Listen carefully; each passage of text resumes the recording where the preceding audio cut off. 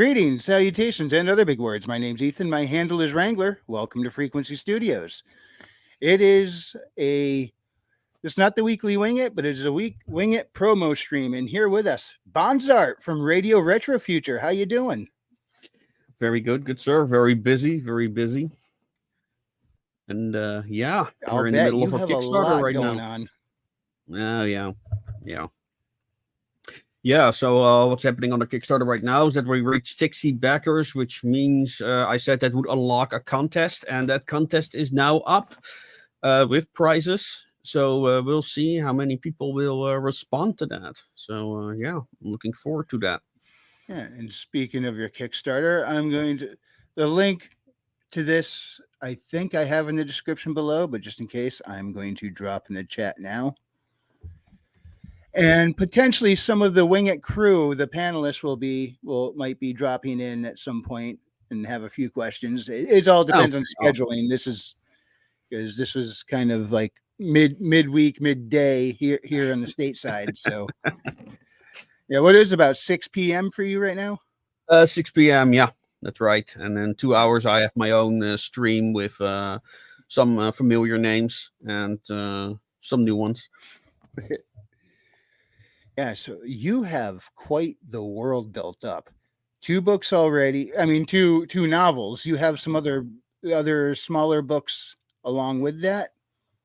But yeah, no, this is not including the comic book. Yeah. No. Now, the comic book Kickstarter you have going right now, Journey to Elysium. Yes. This is the first, or is this an ongoing series that's already been started? No, this is the first volume in an ongoing series. I expecting somewhere around. I hope to keep it below 10 issues. It will also depend on the reception, of course. But the first issue, these are the special edition covers. Is Journey to Elysium, the Ruins of Babylon, which is about on this world of mine, there is a space program called the Babylon Project that was started up in the 1820s. However, it failed miserably. And now in it's 1870, the guy who arranged it all, let's say the Elon Musk of his age, he's now living alone on the launch platform in the middle of the ocean.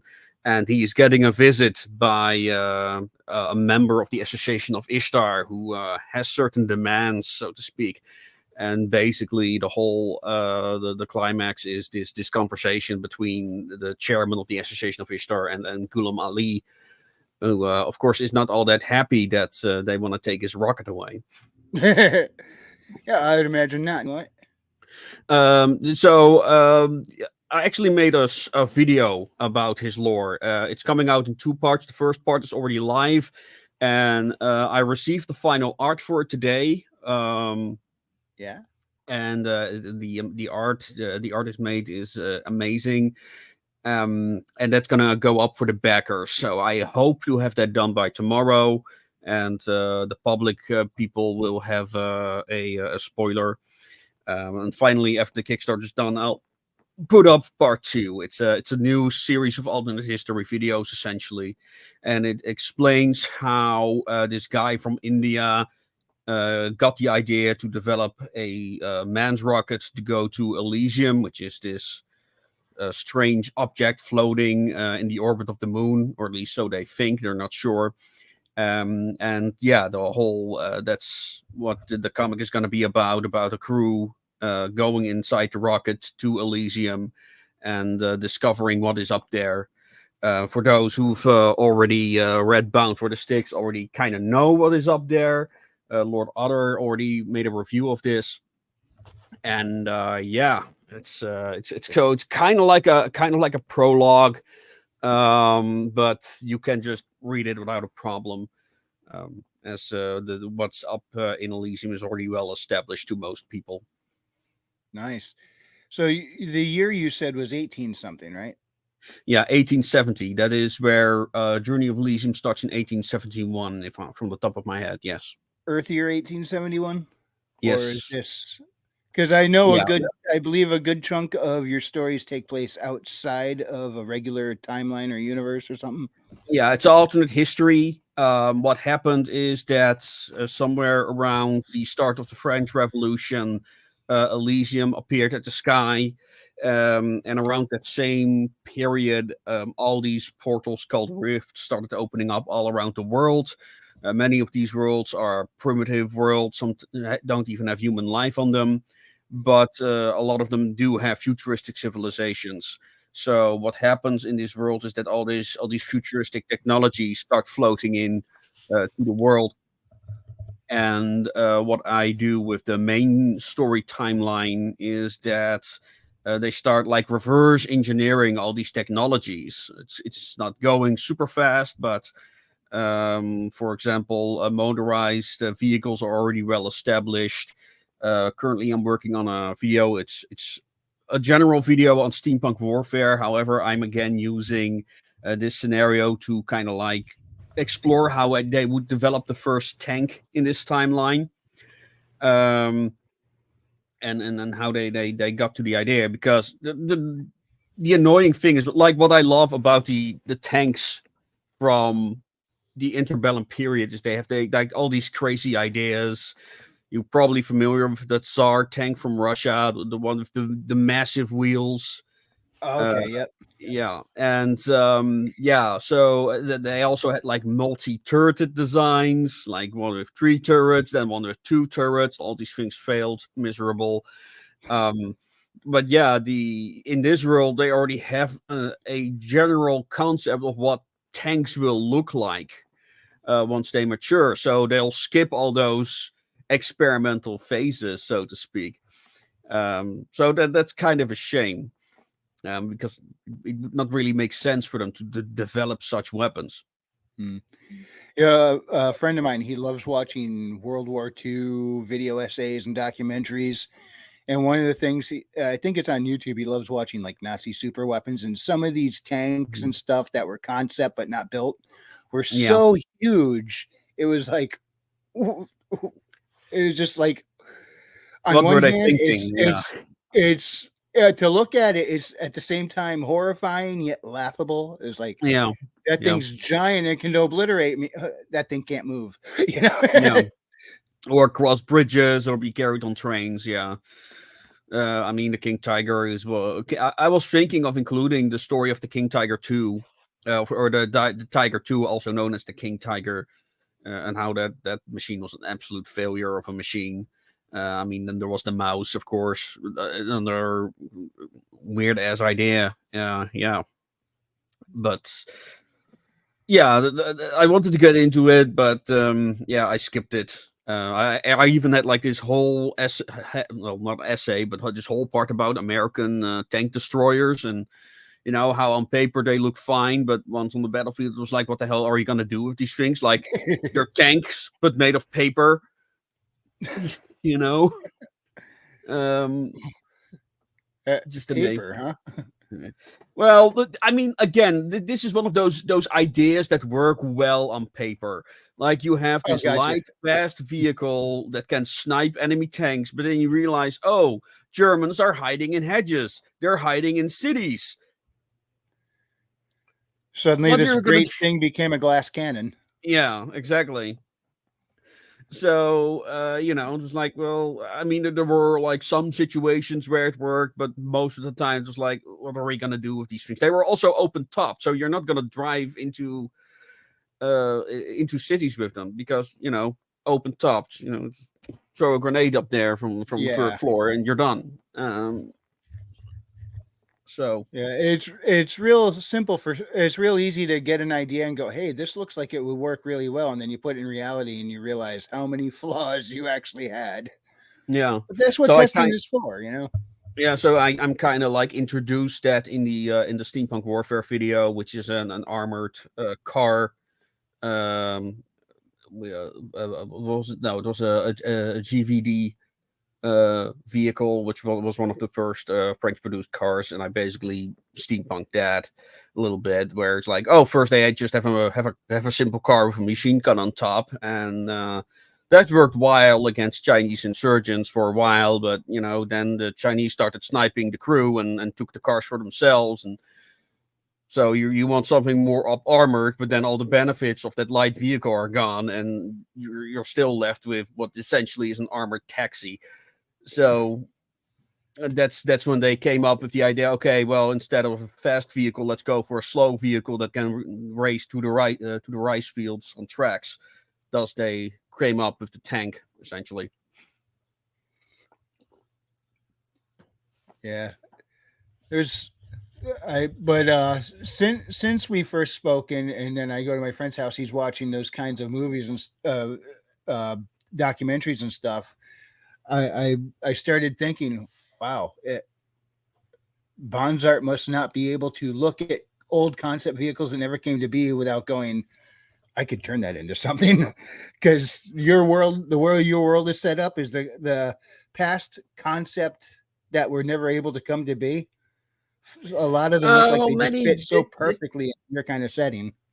Well, I mean, they did come to be. They just like developed from a different situation. And that is kind of like the why so many people give up on conceptual steampunk, as I call it.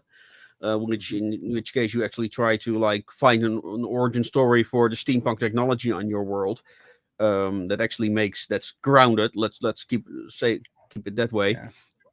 And yeah, that requires a lot of rethinking of history, like how did this happen. I mean, one of the things was with the rifts. Okay, so they got all these ideas from the rifts, but now what? You know, because when it comes to the tank in our own world, it was like, okay, they had a trench war, they needed something to cross the fields of Verdun without getting killed, so it makes sense to come up with a heavy armored vehicle that's impervious to small arms fire.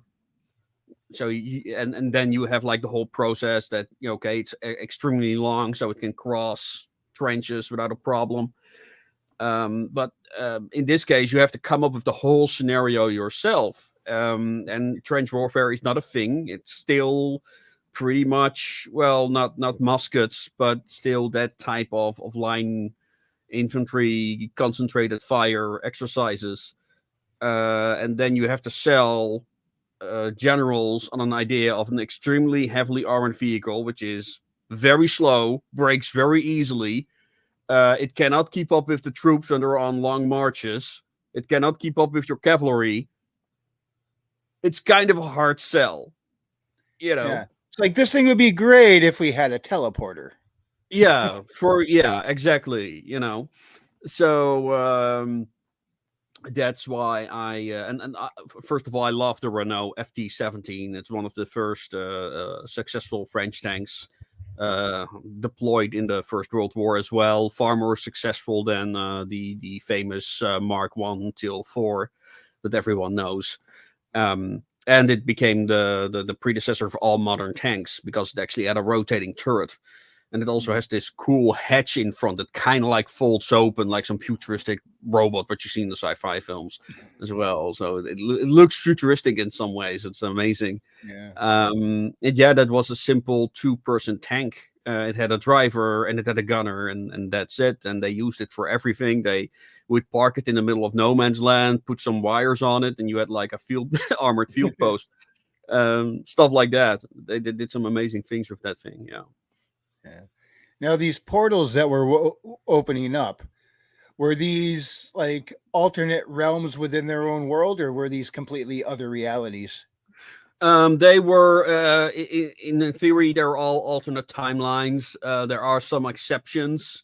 I mean, one of the reasons why I created a multiverse was because I created the Steampunk Beginner's Guide on YouTube, and I got like all kinds of reactions of people working on their own steampunk worlds and books. And I was like, well, wouldn't it be fun if we can like have some hub of some kind that's connected to all these worlds, so people can share these in a kind of like shared multiverse. That was the original idea. That's where the Association of Ishtar is based, on that hub. Yeah, And yeah. is that in, I guess, what would be the equivalent of what I call omnispace, like outside of a timeline or something, or is it in its own timeline? Every world has its own timeline. The idea is that every world has its own kind of like steampunk concept. They all have like a kind of cyberpunking of the past. So basically, these are timelines where some form of technological innovation changed history as we know it. And yeah, so I have got plans for a world that has the Roman Empire, but the Roman Empire developed the railways. So they are probably, and if the timeline would continue from that period on, they would probably be running short on coal. So who knows what kind of innovations they would have made. Um, but I mean, the idea of a whole army of legionnaires being shipped on trains to some place, yeah, I mean that kind of imagery really appeals to me. And yeah, I've got another one which is about cyberpunk wizards, people who believe their technology is actually magic. Um, that's another one that I really want to explore at some point. I did start with some story concept, but I need to work it out. I mean, I've been working on so many things.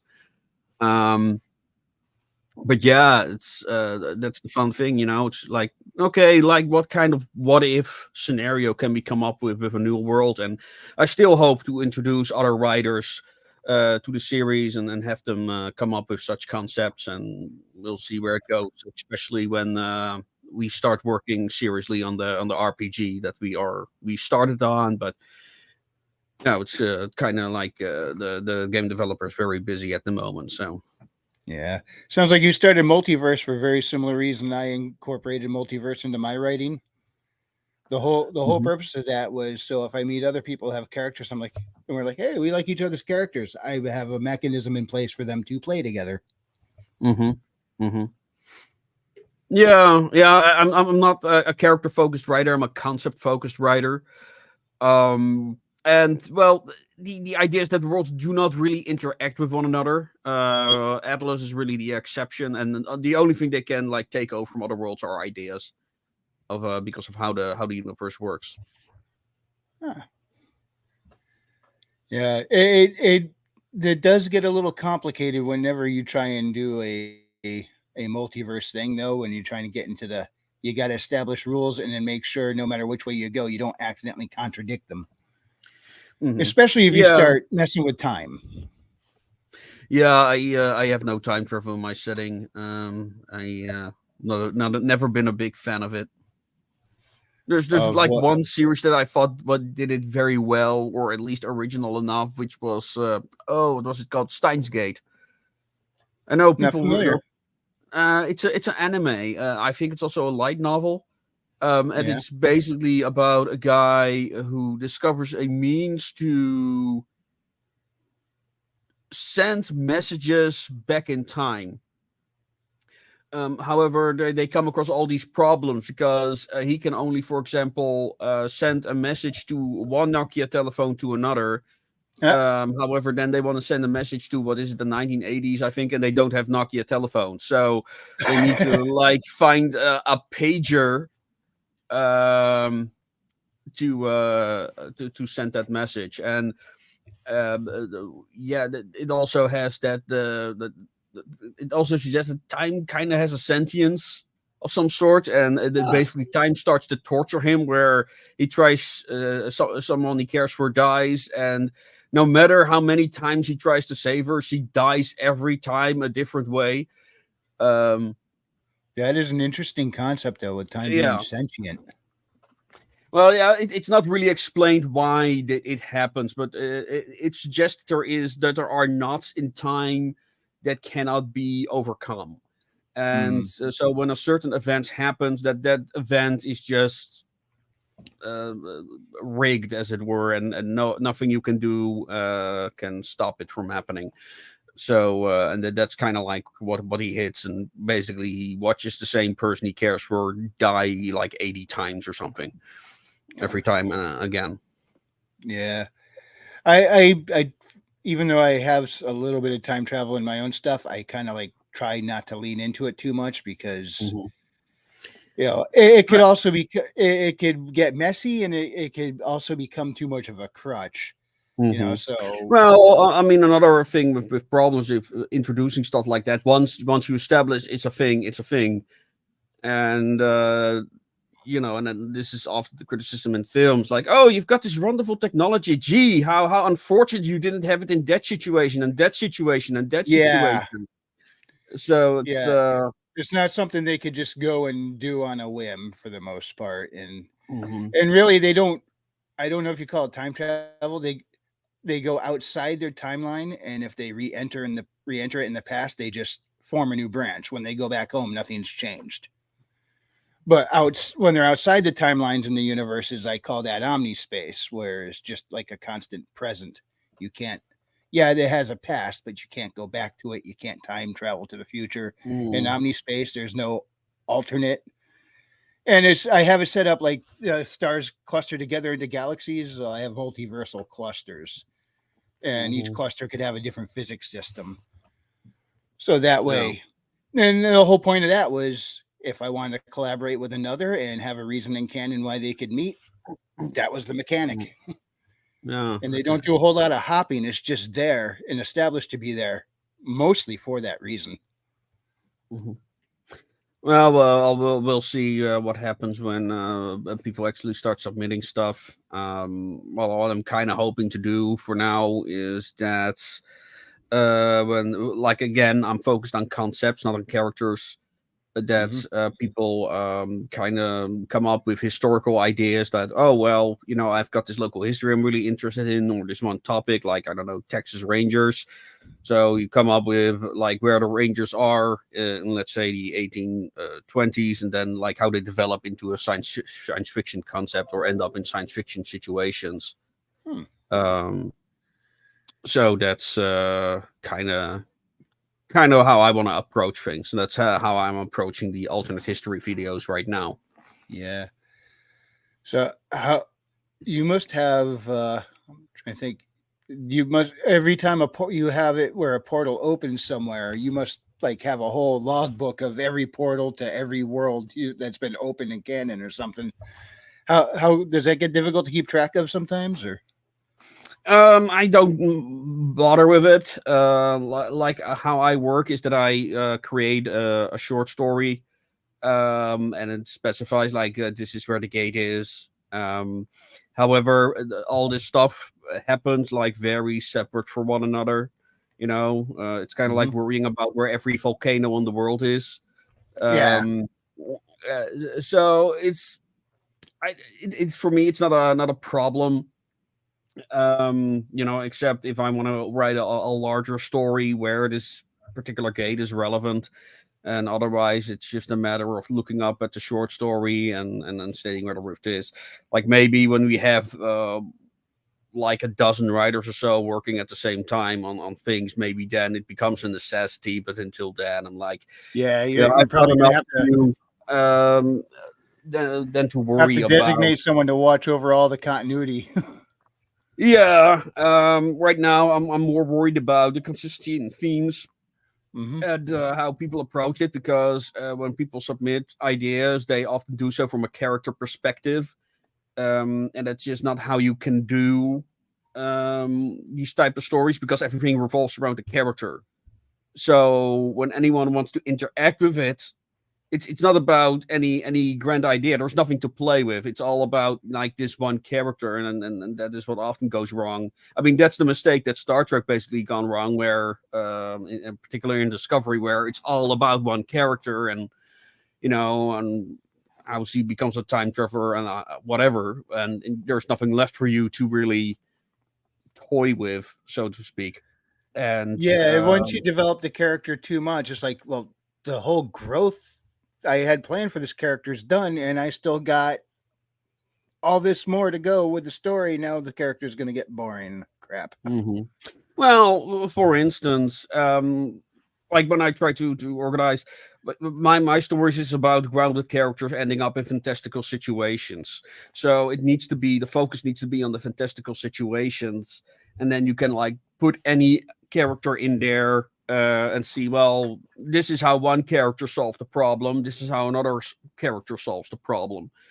Um, so you're kind of like reinventing the charge of the Atlantic Wall, you know. I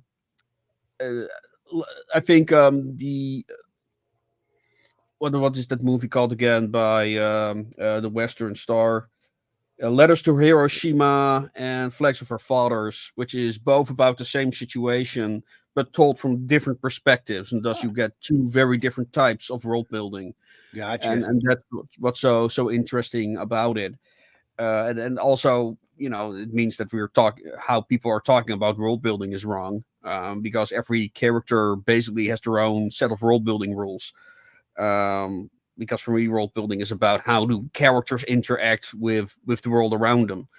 So, Yeah, what I had done is I got the world and the rules of it figured out before I figured out what the characters were going. Long before the characters were going to do, because I kind of I just lost a thought. Sorry. Yeah, you were talking about how you created the world before. Yeah. Oh, that's right. I was going to reach for an analogy, then realized it was a bad analogy. There's the problem. I was going to use a video game analogy, but I realized I was about to use one that kind of got it backwards, so it wouldn't apply. However, something that it can apply is this. Oh, good day, sir. Surprise! MD, your volume's way down. Yeah. Okay, let me see if I can help that.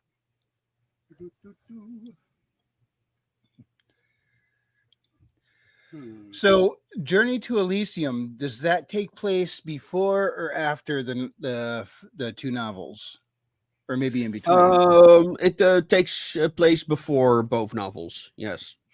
The Elysium is mentioned in both novels. In the Rage in the Machine, you can see the Elysium object in the sky, so that's how that worked. And Bound for the Sticks actually takes place on the Elysium object, and almost in its entirety.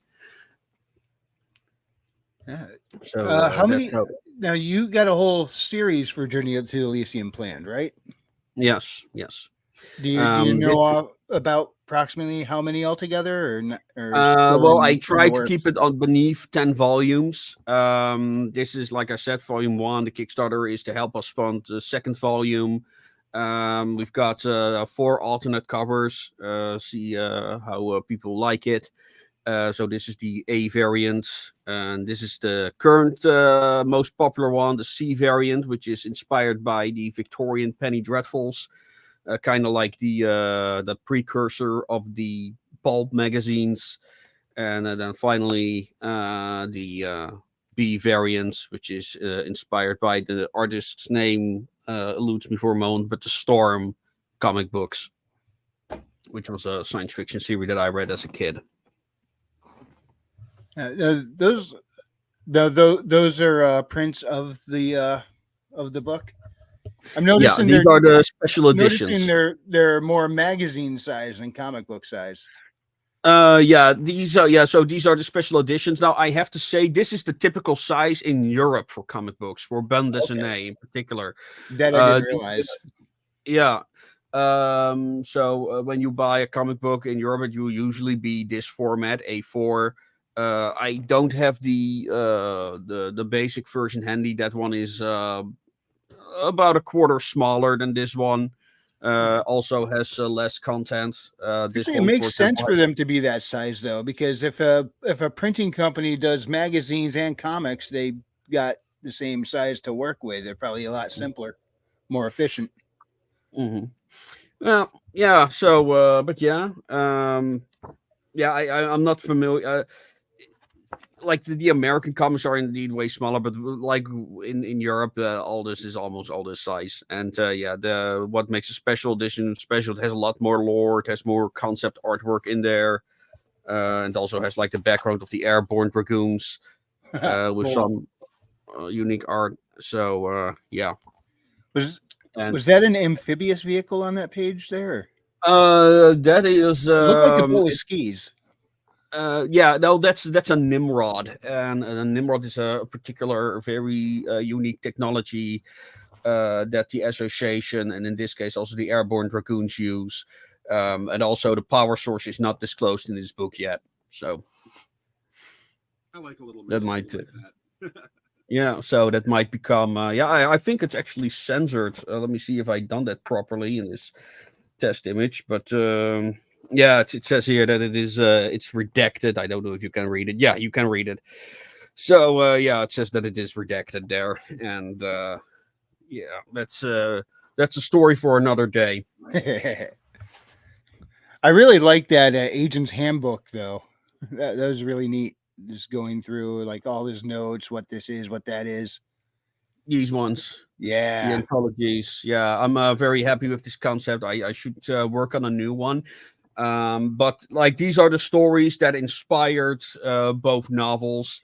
If you want to buy Bound for the Sticks, also get the Arcology Companion, because it explains a lot of the stuff that is you come across in the comic, but it's not explained what the background behind them is, and what they're doing all the time. This one, 321's Notebook. Most of these short stories are included in the Wrench in the Machine. However, this is how you want to read them, and what I mean by that is that they're all heavily graphically modified, and in particular, this one also has some art by members of a Drink with Crazy community, like Skunk's Artwork, who did a wonderful illustration, and I'm trying to find it right now, but I cannot find it because he made a wonderful illustration of one of the creatures that they come across. It was good to see him pop back up again. We hadn't seen Skunks around for a couple of weeks, and all of a sudden he popped back up the other day. Yeah, but this one is by him, and yeah, it's that's yeah. nice. Yeah, so yeah, I'm very happy with these. People like them a lot. I think that Lord Otter also commented on it, how the Arcology Companion changed his view of a lot of the stuff that happened in the book. So yeah, and of one of the books, of one of the short stories, he also made a video called "The White Airship." It's probably one of my best works in that regard, so I highly recommend you check that out if you haven't already. And it might also give you ideas for the contest that we're doing right now. Yeah, that's one of the things. I don't know if what I have so far will delve into that yet, but I am kind of curious about that one particular airship. Yeah. So yeah, it's well, the white airship is not about the one in the Arcology Elysium book. Although I should probably include a scene in the comic series as a whole about the white airship, but because it's really such a side story. Like it's a central thing for Arcology. It's not a central thing for the story, so that should be like a side story that one of the characters starts investigating to figure out like where all these people in the city come from. Because the idea is that the idea behind Arcology, and why I thought it would be a good idea for the setting while we're still trying to find our audience, is that in this multiverse, when the world gets destroyed, a select group of survivors are picked up by the White Zeppelin and delivered to Arcology. And that yeah, kind of leads to this weird culture inside the city.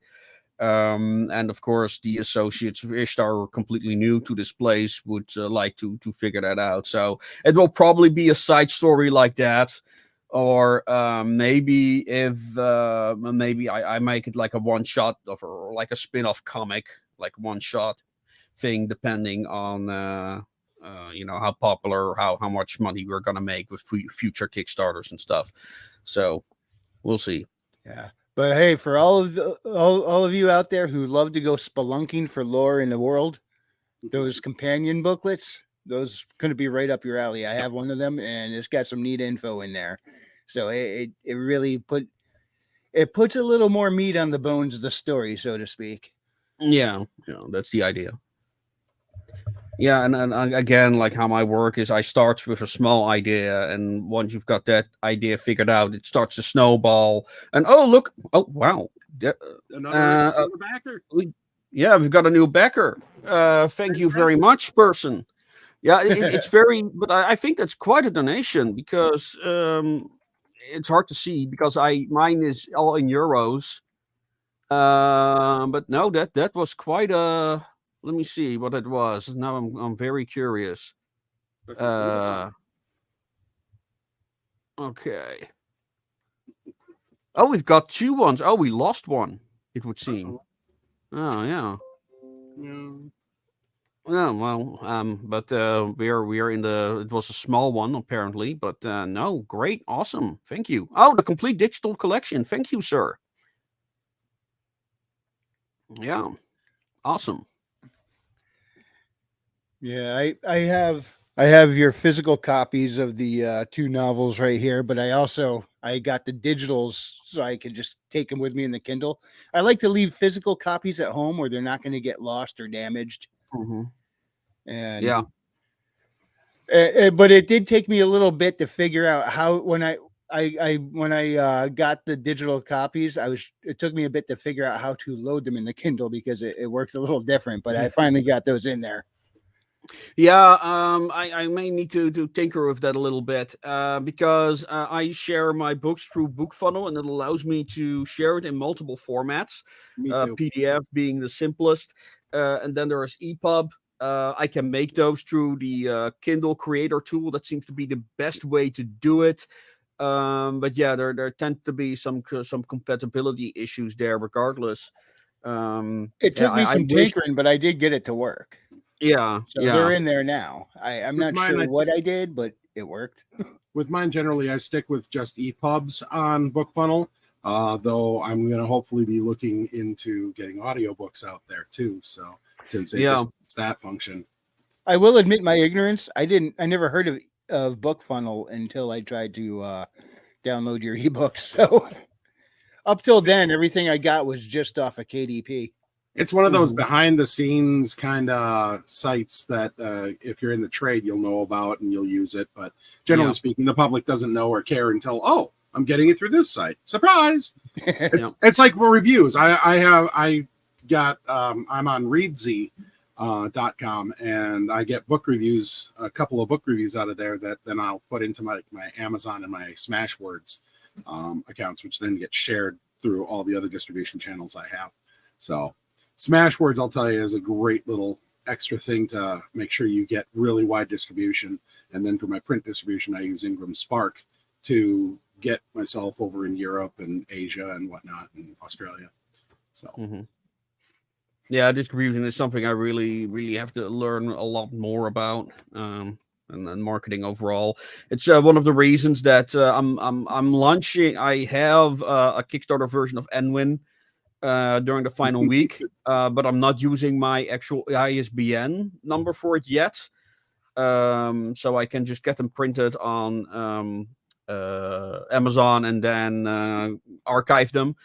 So I can do a completely clean launch with my actual ISBN number and see what happens. So that's going to be my next experiment. yeah, for printing, I got to use my ISBN out of the gate. So yeah, I just and I've had issues in the past with Amazon and ISBN numbers when I first started publishing. And I always just make sure it's spend the money, get it over with, and you're going to do it anyway. I never understood that. We go to Bokel to get an ISBN, but it seems like they are the only place we can get an ISBN. Government sanctioned monopoly. Yeah, I mean, you can get an ISBN free from Amazon. I can get them from multiple websites myself. Oh, you're lucky. In the States, we can only get it from Bokel. That's it. Okay. Now we have multiple websites where we can get official numbers. Yeah. Oh, very cool. I did not know that. It was weird though. It's like, here you go, $250 for 2 ISBNs or $350 for 10. I shelled out for 10 the first time I did it. Too. I wish I could shell out what is it, 2,000 for 100. I mean, that's still a huge savings when you think about it. When you're paying 150 for one. Yeah. But I mean, it was worth getting the 10 right then and there because I mean, I figure you can do at least 2, maybe 3 formats, even more off of each book. You got at least a print and an ebook. But then you might be doing paperback and hardcover. Then you might be doing audio. So I just grabbed the 10 because I wasn't even sure what I was going to need yet. I just knew I was going to need more than one. Yeah, that's one thing that really annoys me, that you have to have a separate ISBN for your hardcover versions. Separate ISBN for pretty much every version. Audio book, audio, graphic novel. I got 3 ISBNs for my fantasy series per book because I got paperback, ebook, and hardcovers.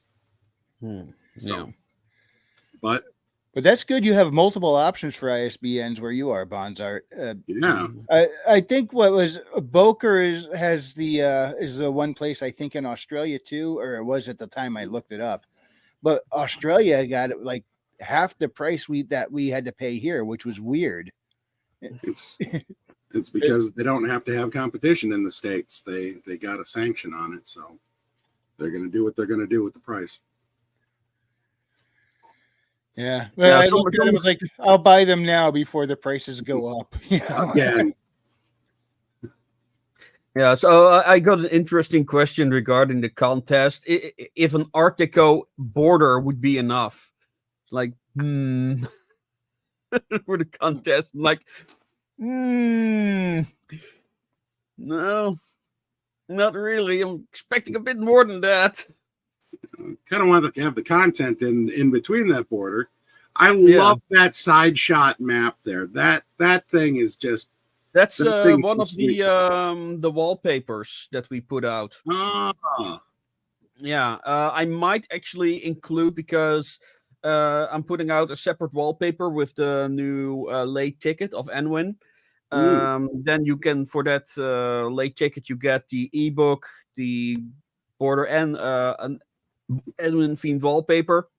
But if you already made your pledge on something else, I imagine you don't like that, so I might put out a separate wallpaper pack that includes all the wallpapers, so people can get them, because some people really love their wallpapers, I noticed.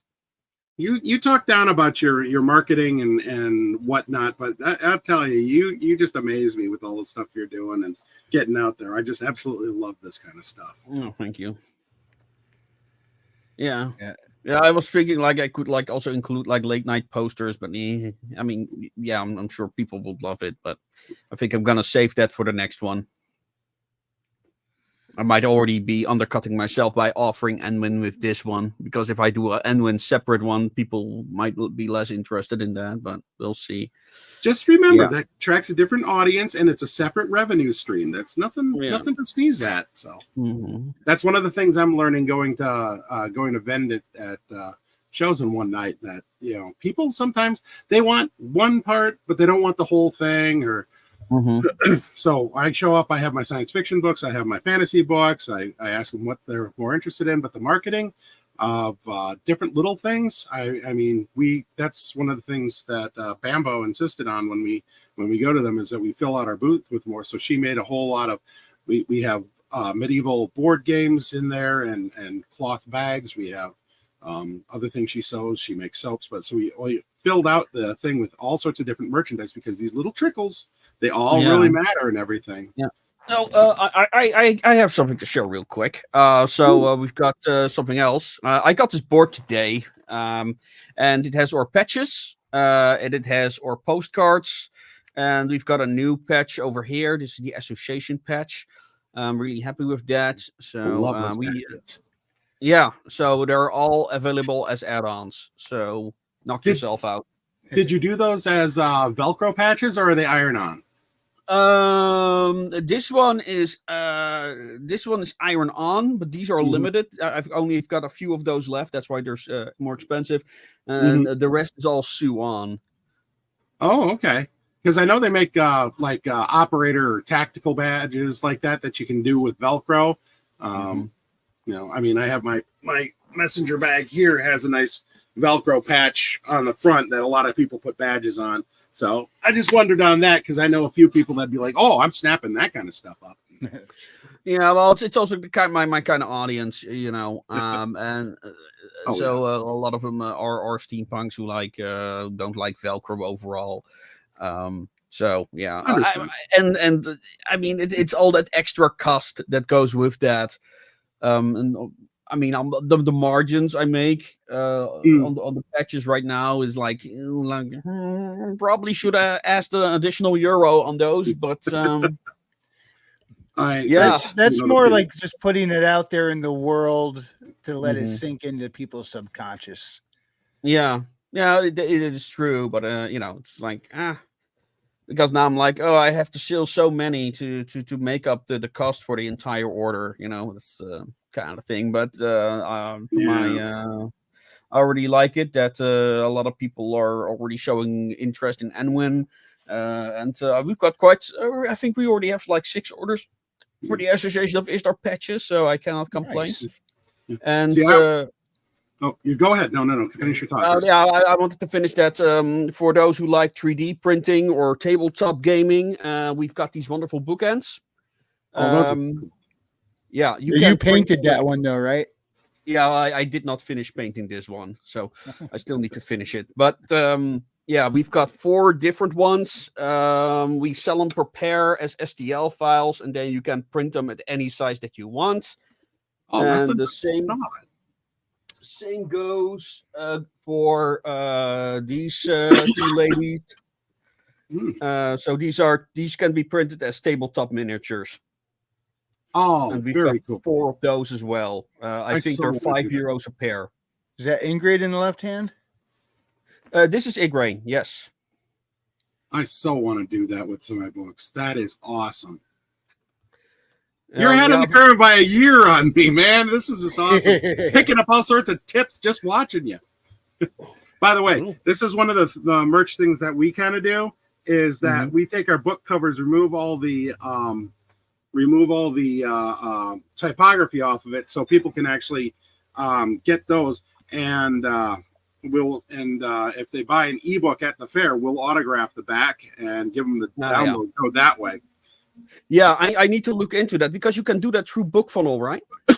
Yep, that's exactly how we pulled it off. Can you do that at all their tiers, or is that like a special? Is that like the higher subscriptions? We're at mid tier.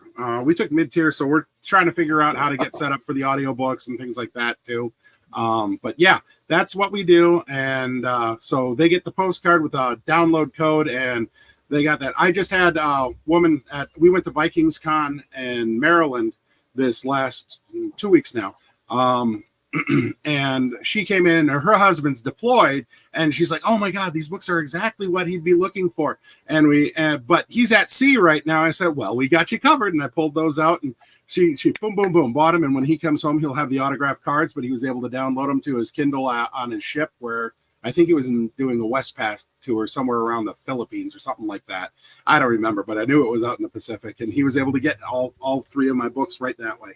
And so it's really great. And to watch people go, oh, I can get these right here autographed. It's a great little extra keepsake. They hang them on their fridge. So, and if you got good cover art like you do, people are going to snap them up.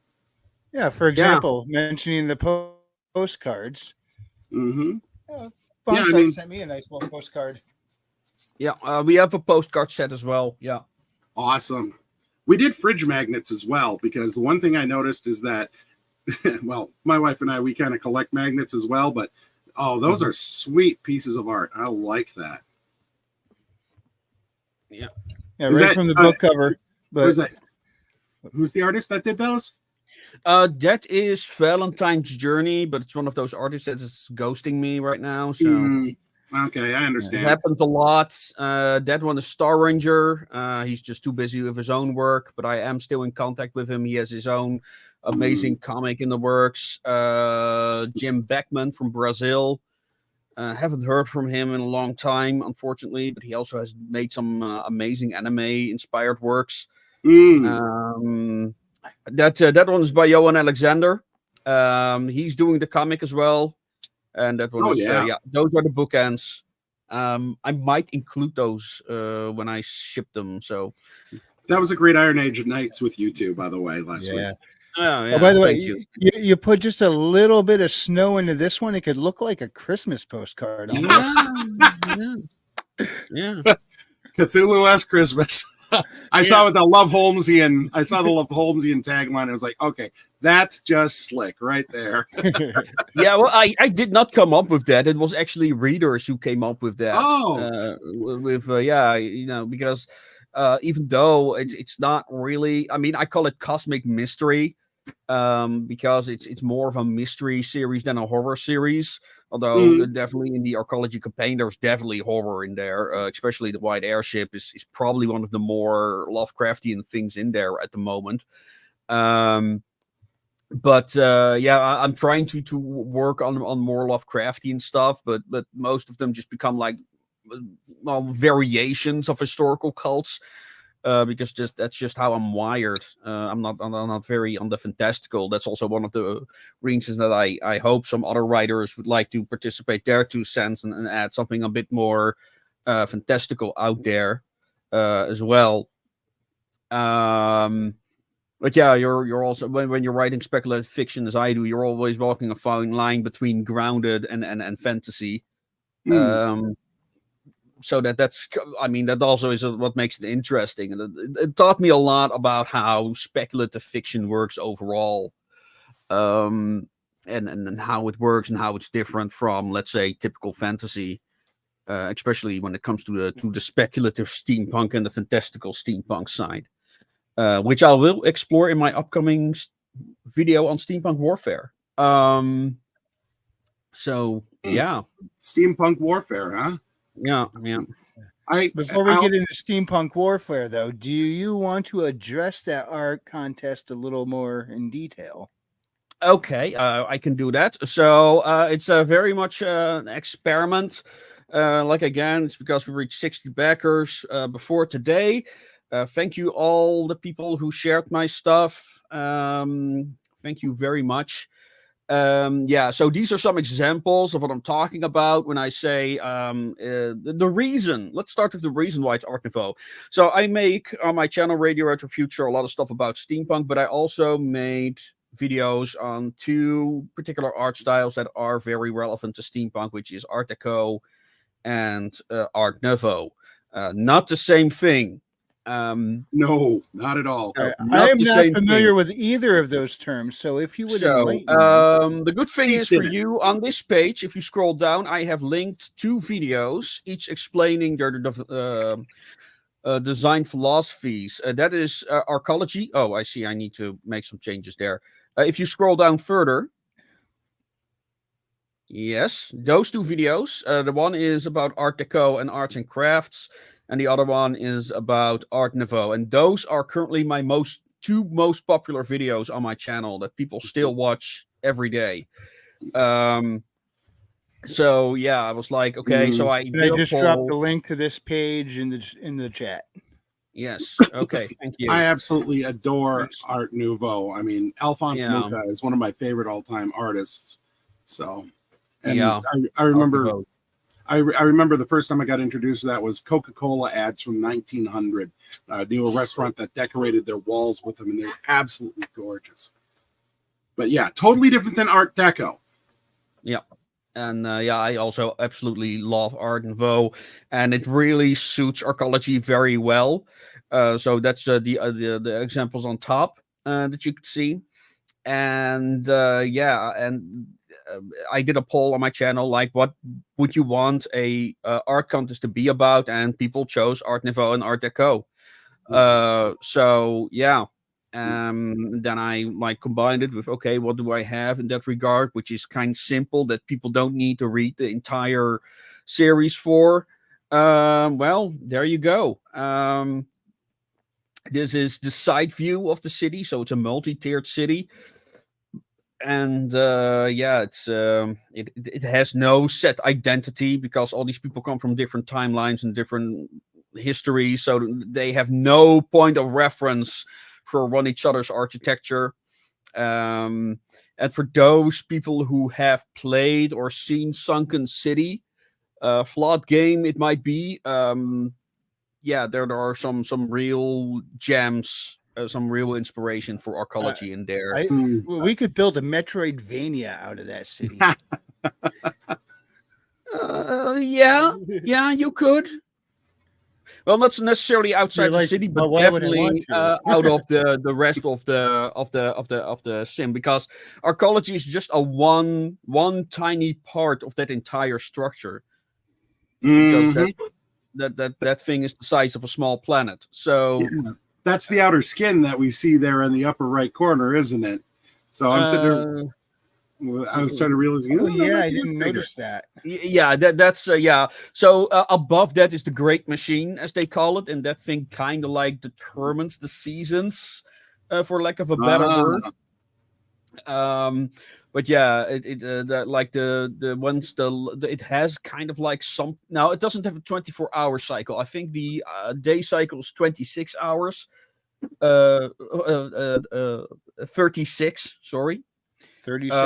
But then the nights become like really cold. The moment the light of the machine fades away, it becomes really cold, and it can actually freeze during the night. Let's check out the bottom level here.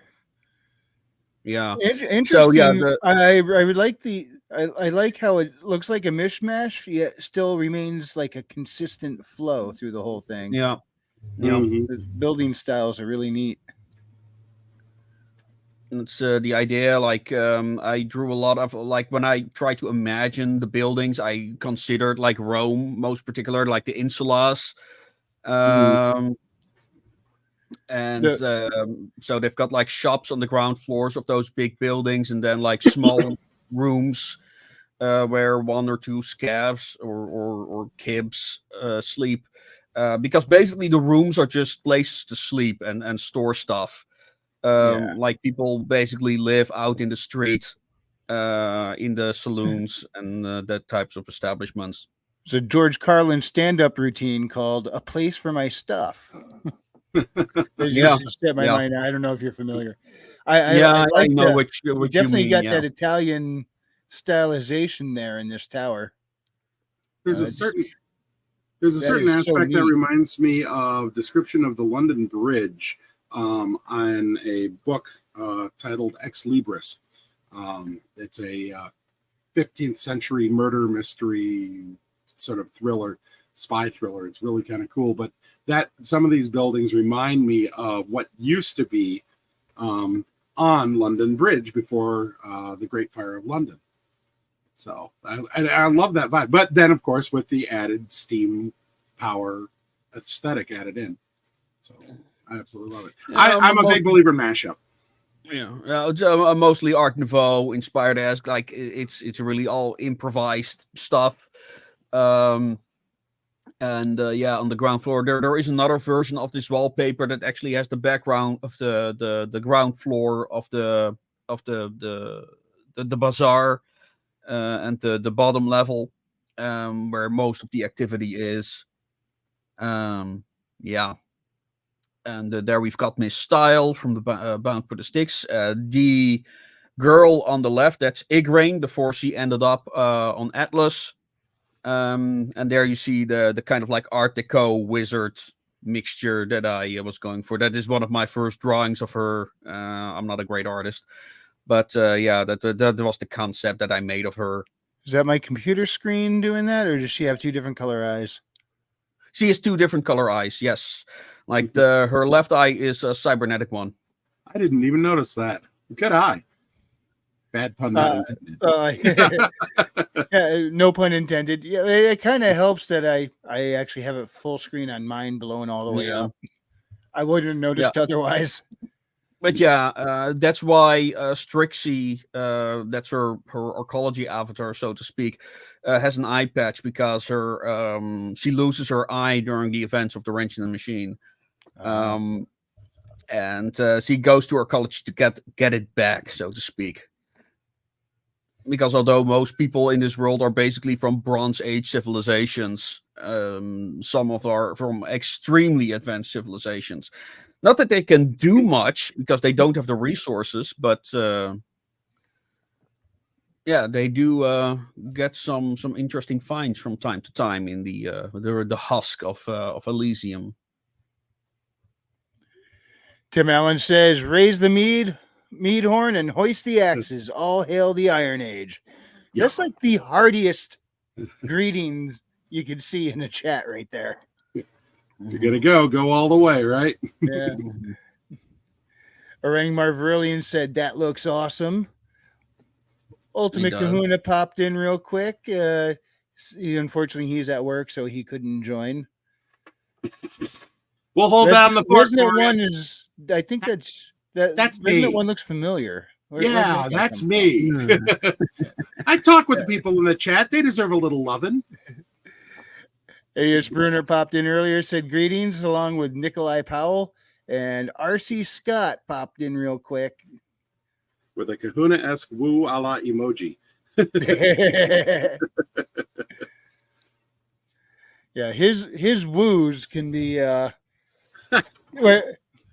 my neighbors complain when he does the woo, and he's on the other side of the country. He's waking his neighbors up in Alaska. My neighbors aren't close enough to be bothered. Yeah. I also, by the way, just found the option in the book funnel that you meant, and I need to upgrade my account for that to use that. But it'll work great. Trust me. We have been extremely satisfied with that so far. So there you go, sucking up the book funnel for fun and profit. Now, if I could dig a little, does that mean this is Igraine on the cover here? I didn't recognize her. I mean, I recognized her on the other cover. I didn't realize that was her as well. And I do see Enwin with her, I believe, right? Yeah, that's right. That's Enwin as a harmless doll. I can't wait until Bambo gets you the proofs for the Enwin doll. Yeah, I'm really looking forward to that. I already seen like a preview. And I found that's also Igraine covering her head right now, but she also has Enwin all the way down there. Yeah. Mm-hmm. Yeah, it's gonna. You've heard of Where's Waldo? Well, get ready for Where's Anwin. She's everywhere. Yeah, put Anwin in absolutely every picture hidden somewhere. See if they can find it. Surprise!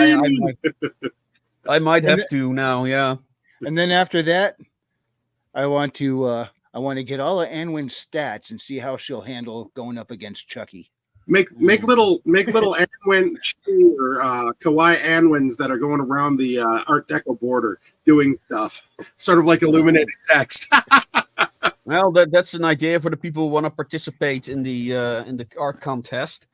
Yeah, I'm here to help. Yeah. So what is the what are the grounds, the stakes in this art contest? What?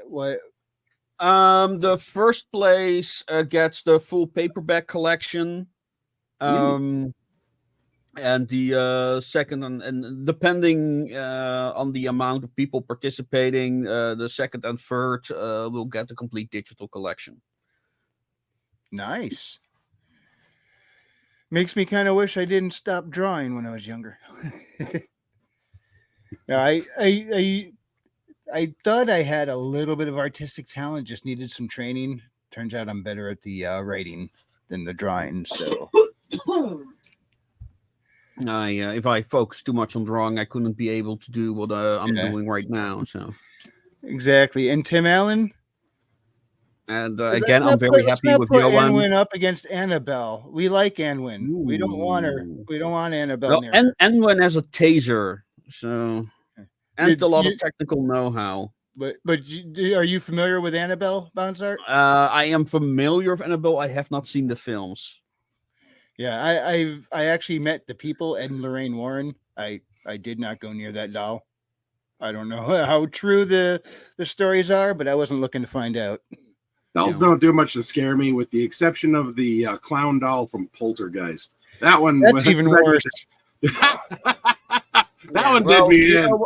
You know what the fun thing is? We can now torment Royce with the Enwin doll because the concept itself already creeps him out. Well, so I can hold him by the camera.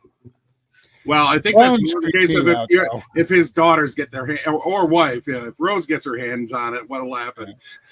Let's see, real life demon possessed doll, or a simple regular clown doll. I think I'll take my chances with the demon doll.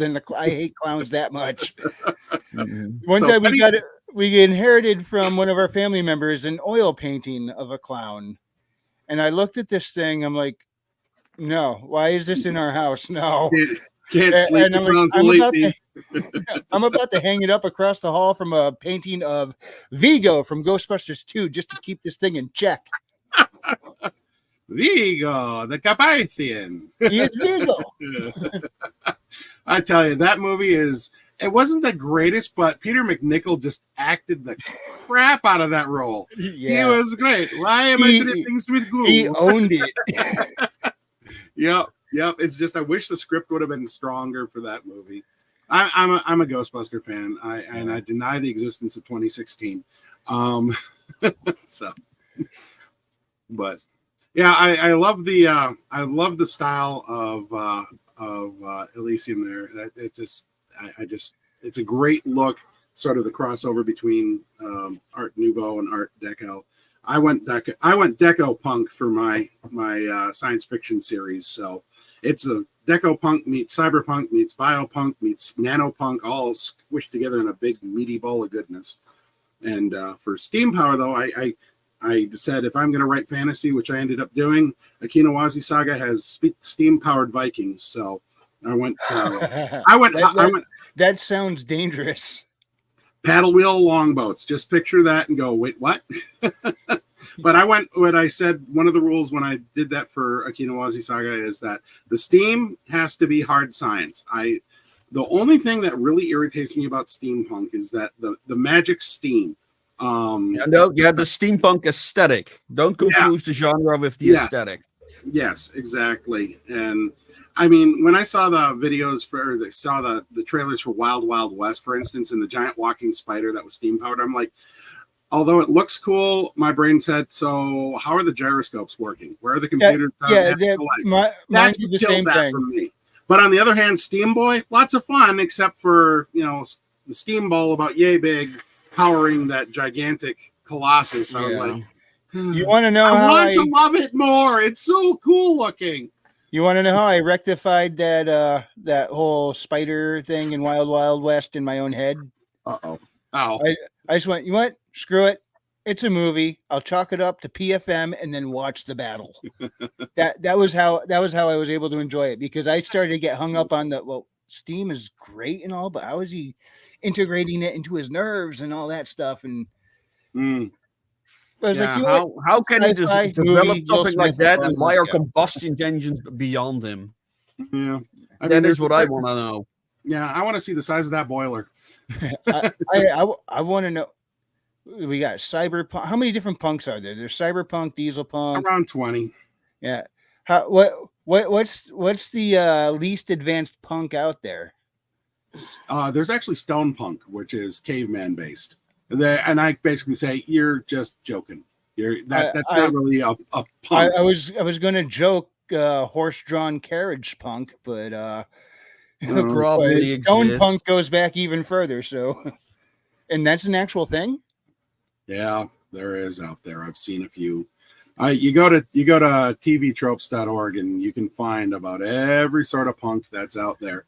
I mean, I get it. Some people are into that, but I'll stick with stuff that Bonsart's doing before I even come close to that, because at least with the whole Victorian era, there's a certain class and style to it that I really, and that always grabs attention too. Yeah, it's very distinct. It's recognizable, and it just it stands out. Tim.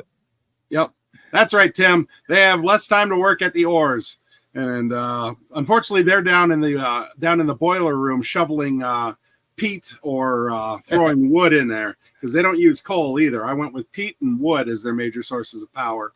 So. Oh yeah, I worked on the Great North paddle boats. Yep. It's quite a mix master of things, but that's what makes it so much fun. Yeah, I wanted a very North American fantasy, so I ended up saying, well, what are things that I want in it? And one of them was steam power. So I just said, I'm going to keep it real and push it back to 1830s style steam technology. So the Stevenson rocket and things like that. Yeah. Except And then that all came from a goof that happened playing from Civilization 1, you know, Sid Meier's Civilization. I had a game where I discovered the railroad without discovering gunpowder. Don't ask me how I pulled it off, but I all of a sudden had trains and swords. And I was like, huh? How does this work? So that created a whole theoretical discussion in my mind of what that actually would look like. And then I said, but with Vikings. So, speaking of Vikings and fighting, Bonsart, you were about to mention the Steampunk Wars. Steampunk Warfare. Yeah, that's a video I'm currently working on, and that was the little thing that I also mentioned with the tank, where I kind of speculate for both my roles, like how could a tank come to be in my setting when they already kind of know the future of the tank. So for me, it's all about reverse engineering. It's kind of like the thing. One of the dilemmas in my setting is it doesn't have any genuine inventors. It's all reverse engineered in one way or another. That reminds me of an old show called Connections 2 that would take ancient technologies and connect it to modern marvels, and how the two things, like the one I always remember is how was perfume connected to a Lamborghini. And it was brilliant. So when you're talking reverse engineering, all that stuff, I'm like, oh yeah, that's half the fun. I would love to see Lamborghini. Yes. What's that odor? What's that alluring odor you're wearing? Is that car? High octane, yes. Yeah, there you go. See, you get it. But I love how the reverse engineering. I really want to see your what you come up with for a steam powered tank. I really do. No, they don't. They have combustion engines, so they don't need to even go with the steam power. Oh, so you're sort of sliding a little into diesel punk or Tesla punk? No, my definition for the steampunk genre is cyberpunk in the past. And in the 1830s, they already had electric cars. Oh, okay. Yeah, see, I've always gone under, when you say cyberpunk, it means high-tech, low-life. And so that still works with steampunk. It's just with the historical Victorian Gilded Age aesthetic and mentality, and using the technology of the day in different ways. I like it. Mm-hmm. Mm-hmm. Yeah, well, I mean, they already had, like they were already working on nuclear power at the time, but you know, it's all experimental. It's kind of dangerous. Yeah, Madame Curie says. That's the one thing about the Victorian era or the steampunk stuff is you have all these great inventors and theorists out there at that era where they just were discovering so many things that nowadays our entire society is based off of. I mean, my wife's an electrical engineer, so I get to hear about all sorts of things on how the power grid exists, and I take a look at it and go, Tesla, Edison, those Westinghouse, those guys were geniuses, and amazing how it came out. I mean, Tesla head and shoulders above the rest, but still, you sit there and go, man, and it's beautiful to be kind of able to take it back and look like that and get that same vibe with yet a very current sensation. So I'm a big lover of it. That's why I went Deco Punk. Yeah, I also must prepare for the next stream in a moment. So some final questions for the night for me. Okay. About how long is the campaign for Journey to Elysium going to be running? 12 more days. 12 more days? So, all right, and this technicalities, but yes, this is for issue number 1. Yes, yeah. So yeah, the issue number 1 is already been funded and paid for and all that. It's all done. So the moment when the Kickstarter is done, as soon as all the money is in, so go check your credit card details if the date is correct. It's not expired or anything. The moment all the money is in, I can start shipping. Nice. So for Europe, I'll probably be able to do it right away because I don't get that many from Europe. So once those are all paid, I can start shipping them out. And for the United States, I first need to ship the patches and stuff to my distributor, Critical Blast, and then he's gonna ship it out from there. So It's actually a cool name, Critical Blast. Mhm. It's such a perfect name for what we all do. It just works well. I remember when I got your books in the mail. I had this package from Critical Blast, and I'm going, what cool name, but what is this? I had no idea. I opened it up, saw your books. I'm like, aha, mystery solved. Yeah. It's a great Kickstarter page. I'm sitting there going, ooh. Yeah, so you're going to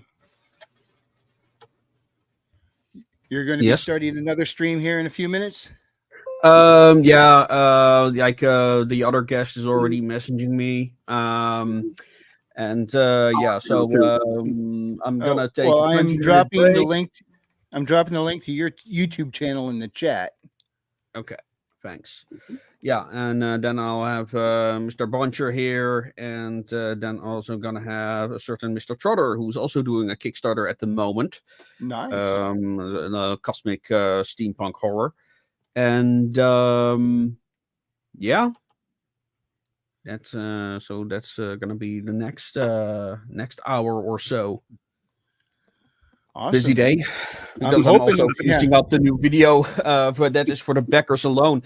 So I'm currently working on a 2-part video. The first part has already been published at the beginning of the Kickstarter, and then the start of next month.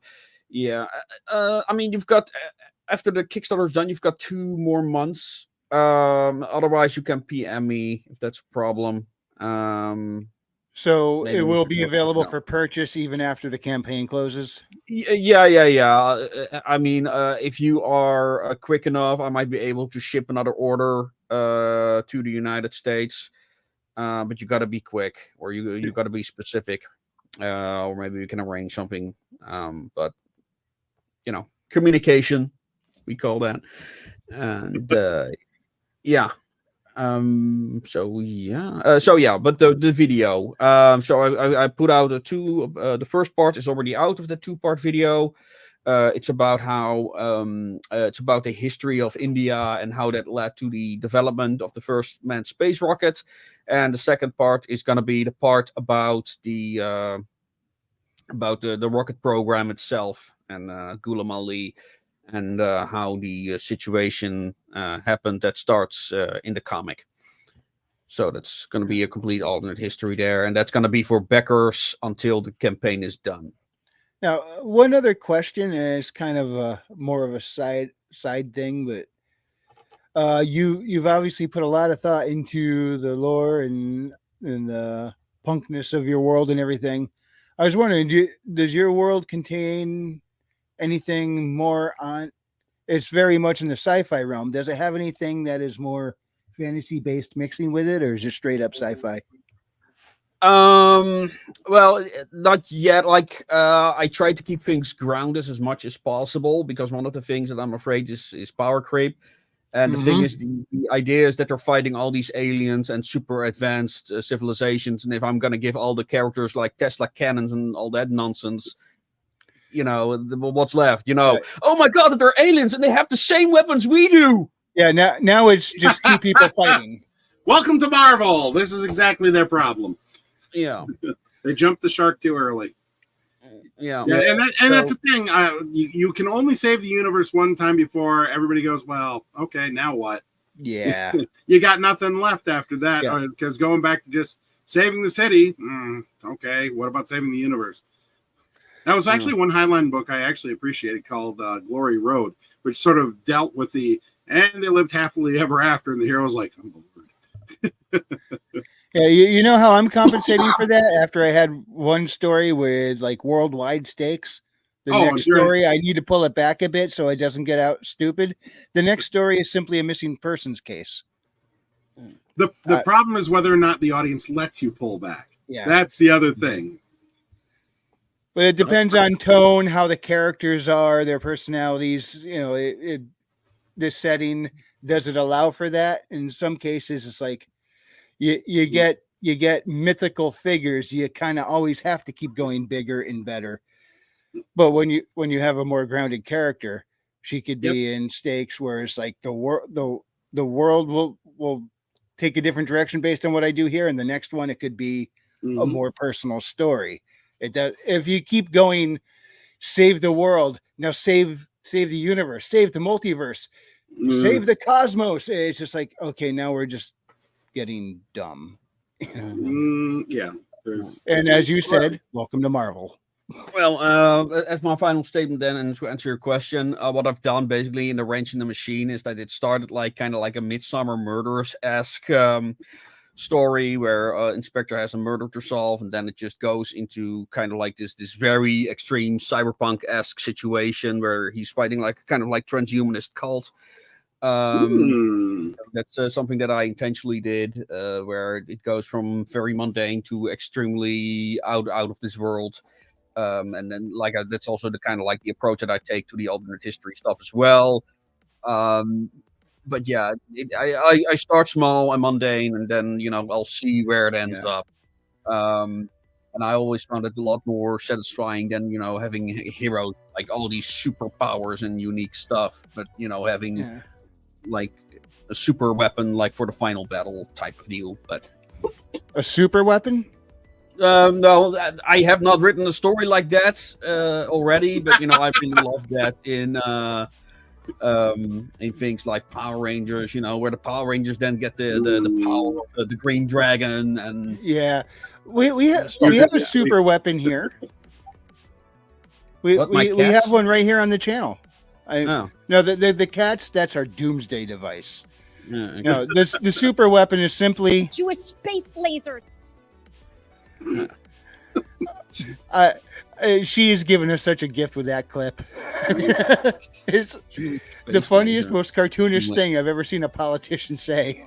Yeah. But yeah. But one final thing that I have not mentioned yet. Bound for the Sticks audiobook is already available if somebody wants to make art based on that. Like I said, this takes place in arcology if you were looking for inspiration. I also allow general art of the series, general fan art, but again, it has to have some Art Nouveau, Art Deco inspiration in there. It has to look like it fits, pretty much. Yeah. So it has to fit the theme of the contest. So I'm using arcology mostly because I think that's the most easily accessible and has the most ideas to pick from visually. And with that, I hope people will back the series, of course, and help us fund issue number 2 and the rest of the series. All historical religions exist. Christianity, Islam, all those religions exist. And then I'm working on some other cults and transhumanist movements. But a matter of fact, in the historical warfare video, I'm mentioning the Taiping in China. So they're Christian, quasi-Christian sect that actually existed, by the way. They I've heard of that. They had World War I before World War I. So I might have to look into that. That I've never heard of that before. That's kind of interesting. Yeah. All right. Yeah. Well, I understand you do need to get going, so I gotta do. Thank you so much, Bonsart, for coming on and sharing your work with us like that. I mean, that's so much cool stuff here, and I cannot wait to see. This is going to keep growing and growing. Oh yeah. Yeah, and again, people are free to let's see, how young of an audience did you shoot for in your writing, Bonsart? Young adult and older. I mean, I've got like teenagers reading my stuff. I've got like my uncle is 80 and he's reading it. So it's good when you can get family like that. It's good when they can do your work too. Sometimes they're the toughest people to get to read your book, and they're the ones you want feedback from the most. Yeah. Well, my uncle and I actually had very deep conversations about a particular Bound for the Sticks. That's great. Yeah. So. Excellent. Well, this was fantastic. This was a lot of fun, and I can't wait to see where else this goes. I got a physical and digital ordered for And Journey also to check out the Elysium draw in and here if you haven't Annabelle. already. Yeah.